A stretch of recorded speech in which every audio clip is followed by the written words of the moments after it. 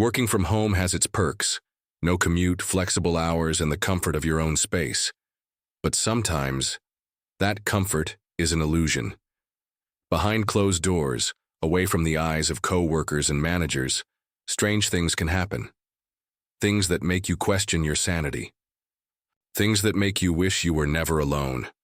These are 3 creepy, true work-from-home horror stories. Story 1. The man on the video call. He work in IT support for a mid-sized company. Been doing it remotely ever since 2020, and honestly, I got used to it. My days were predictable. Log in at 9, handle tickets, fix minor issues, hop on the occasional Zoom call, log off at 5. Nothing exciting. Until a few months ago. It was a Monday morning, and I was on a call with a client from accounting.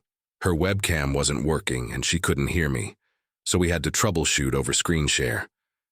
Everything was routine, until I noticed something odd in the reflection behind her.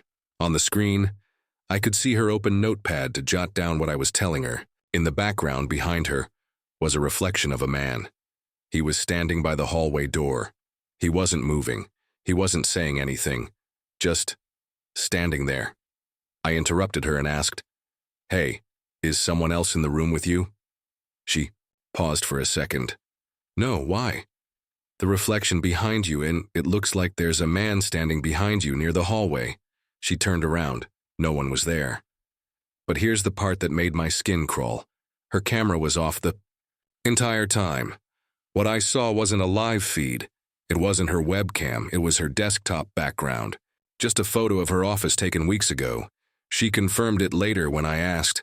She had taken the picture a month earlier to show off her new desk setup.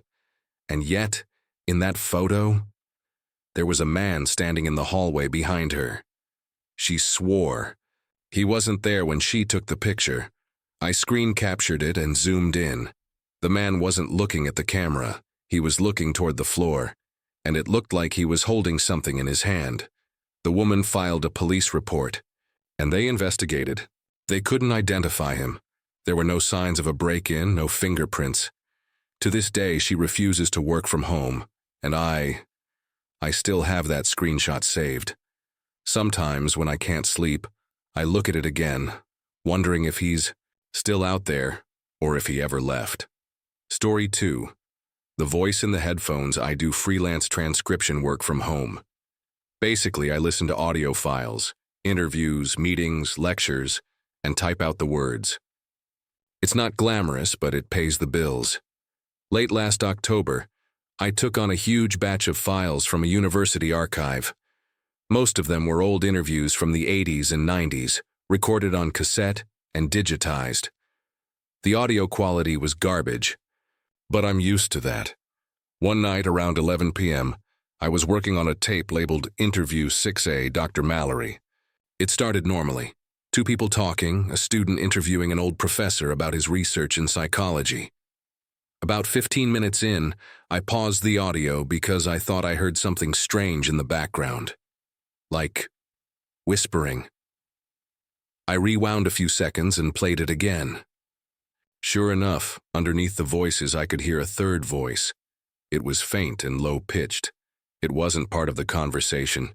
It didn't belong there. It was whispering something over and over. I cranked up the volume, turned off my noise, filter, and played it again. This time I could make out a few words. "You shouldn't be listening. Don't type this. Stop, stop, stop." It was clearer now, like it was coming through my headphones, not from the audio itself. Then, my headphones cut out with a loud screeching noise. It scared the hell out of me. I pulled them off and sat in silence for a minute. The room felt cold. Really cold. I checked the file. Corrupted. My transcription software wouldn't even open it anymore. The next day, I emailed the client to ask about it. They told me that file was never supposed to be in the batch. In fact, they had removed Interview 6A years ago, after the original professor, Dr. Mallory, went missing. No trace, no body, just gone. His last lecture was about auditory hallucinations, and the theory that certain sound frequencies could cause psychosis. The weirdest part? The client checked their servers. There was no digital copy of Interview 6A. They had no record of ever sending it to me, but I still have the file name saved in my logs. And sometimes, late at night, I swear I hear that voice again, whispering the same thing, even when my headphones are unplugged. If you're watching this late at night while working from home, you might want to check your webcam or listen closely for sounds that shouldn't be there, because our final story might make you think twice about ever working alone again. Story 3. The Frozen Zoom Room. I work for a remote marketing firm, and part of my job involves sitting in a lot of Zoom meetings with clients. This story took place last year in November. We were on a group video call with a new client, 4 of us on our side, 2 on theirs. Everything was going smoothly, until one of their team members froze. You know, classic Zoom freeze. Face stuck mid-sentence, except something felt off. The video didn't just freeze, it turned grainy, almost distorted. And instead of going quiet, there was this low humming sound in the background. It was weird, but we figured it was a glitch. We kept going. About 5 minutes later, their frozen teammate's face suddenly changed. Not back to normal. His expression twisted into this wide, unnatural smile. His eyes looked off, almost like they weren't looking at us, but through us. Then the screen went black. Seconds later, he came back normal again. No one acknowledged it. Not him, not the others, like nothing happened. I finally asked, "Hey, is Mark okay?" Looked like his camera bugged out. One of the clients said, "Mark's not on the call today." My stomach dropped. We'd been watching someone, or something, for the last 10 minutes. Someone they didn't even invite. We checked the participants. Sure enough, Mark C. was listed. No audio, no mic, just video. Then he disappeared, like vanished, from the list. We wrapped the call early. Later that night, I got a Slack message from my coworker. She'd gone back to the Zoom recording, frame by frame. She found the exact moment when Mark looked into the camera and blinked. But his eyes didn't close vertically. They blinked sideways. I never saw that client again. They ghosted completely. But every so often when I open Zoom, I check the participant list, just to make sure there's no one there who shouldn't be.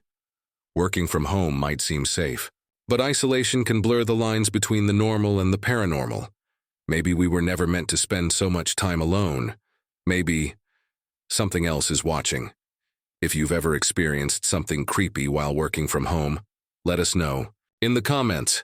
And if you want more stories like this, you know what to do. Stay safe, stay aware, and maybe don't turn your back to the hallway.